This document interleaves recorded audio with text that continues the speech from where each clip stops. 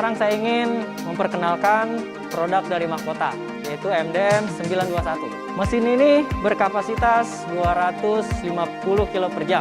Dan untuk penggeraknya kita menggunakan engine MGX Matsumoto 210 atau 7,5 HP.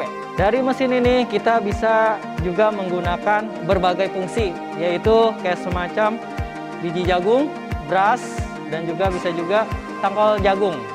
Dari mesin ini dilengkapi dengan saringan dari 0,5 mili sampai 1 mili.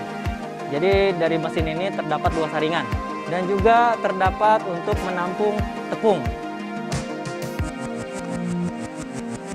Mau tahu cara pengoperasiannya? Sekarang langsung aja kita operasikan.